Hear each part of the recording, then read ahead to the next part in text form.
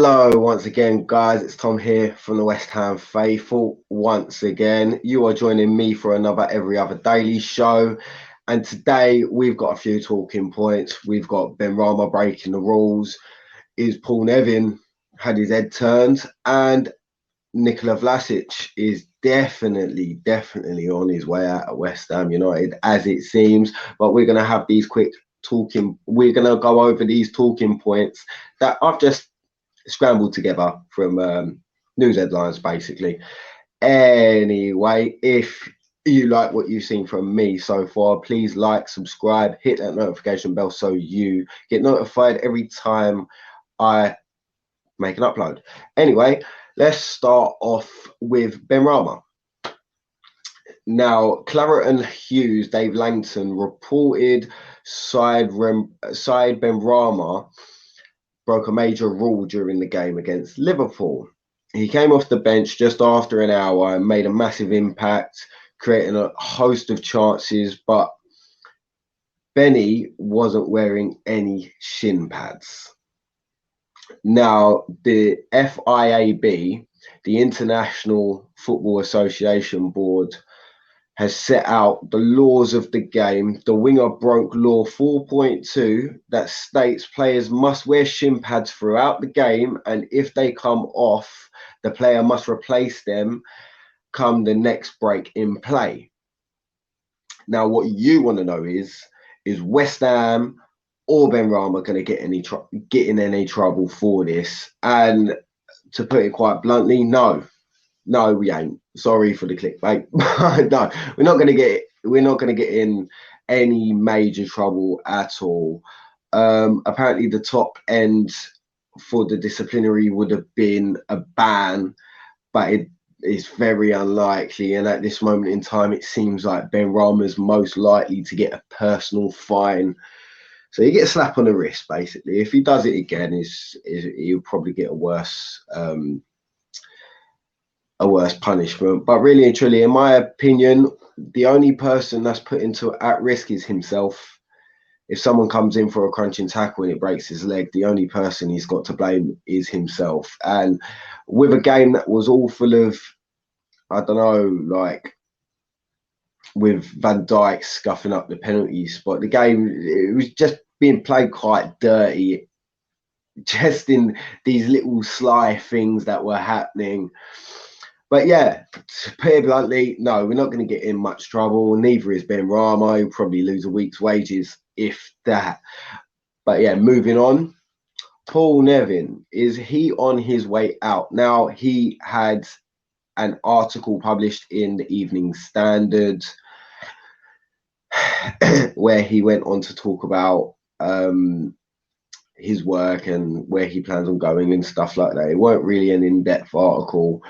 But Nevin joined us in February 2020 as part of David Moyes' team. He's a set-piece genius. He turned us from literally being terrible at set pieces to a proper threat. Towards the end of that season, after he had come in, we scored so many goals from free kicks, corners, and we were like, Souček was getting his head on most of them, but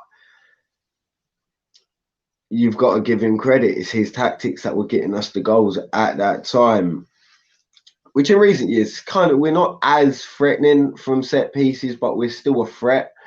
But it seemed like he brought some genius into that coaching team, and I appreciated it at the time anyway.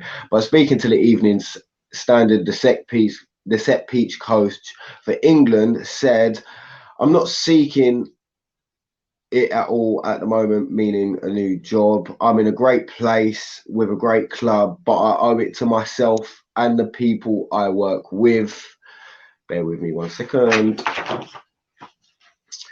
If the right opportunity came at the right time, then I need to give it a go, because maybe with the right nudge at the door, if I'm successful, it can allow me to bring others in and give others opportunities.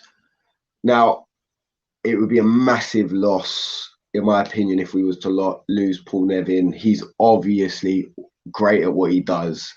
for him to have the same position in the West Ham coaching staff as what he does in England says so much. He's obviously talented at what he does. He helped Moyes transform West Ham from being shit to a relatively decent team. Yeah, I think that would hurt us just as much as it did Stuart Pearce if we lose him. And while we're on that subject, we still need to replace Stuart Pearce because Mr. fucking Warburton doesn't, like, there's whispers that him and David Moyes don't quite see eye to eye on some things. Obviously, Warburton's he was a possession-based manager. He liked to play a possession-style football. Now he's joined the counter-attacking team, and he's telling Moyes, "Oh, you need to play like this. We need to play like that." Which, in theory, bringing in a manager that plays football on the floor for a team that's trying to transition into being one of those teams, you would have thought it would work a little bit better, at least anyway.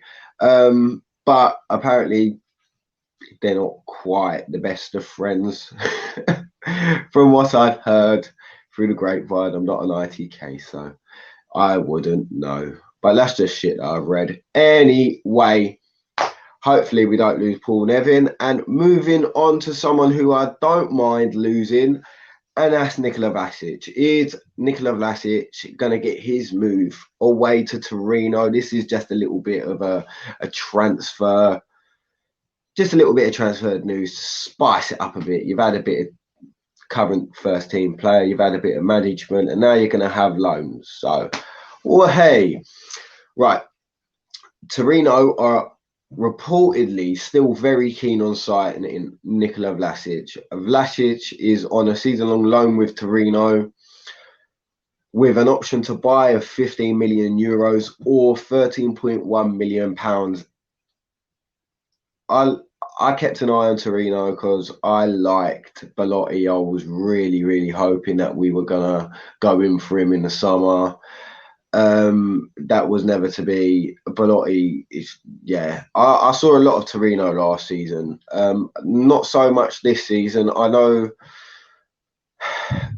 with Torino having a Croatian manager, it worked in Nikola Vlasic's favour towards the start of the season. He started off firing, but the article then goes on to say that Torino are keen, but the price is slightly high for their budget.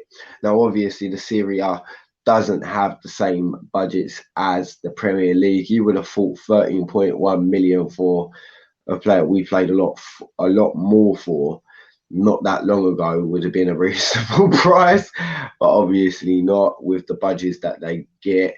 But it said that Torino are keen to find the money to ensure that the player plays in Turin next season.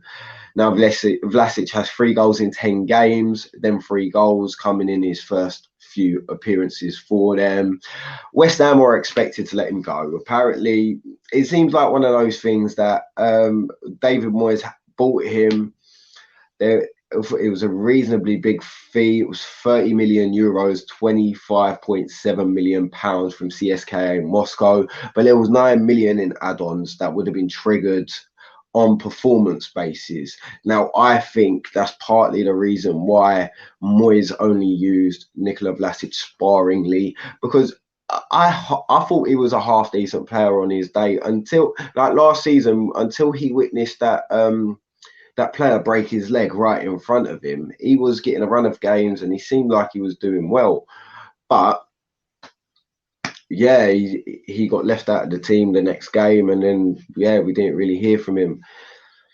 I liked him as a player. I felt like he didn't get that much of a crack of the whip, but I do think that Moyes didn't use him as much as he could have, so he didn't trigger the extra 9 million in add-ons. That's 9 million euros. It would have been 7.7 million. Imagine that. You can buy nearly 4 Craig Dawsons with the add-ons that we paid for Nikola Vlasic. But anyway, it's short and sweet from me. Catch me tomorrow with my Bournemouth preview. I've got a new member of the West Ham Faithful joining me. Don't miss it. It's an old mate of mine. Anyway, till tomorrow, like the content, subscribe to the content, to the channel, and hit that bell notification, guys. Until tomorrow, come on, you irons.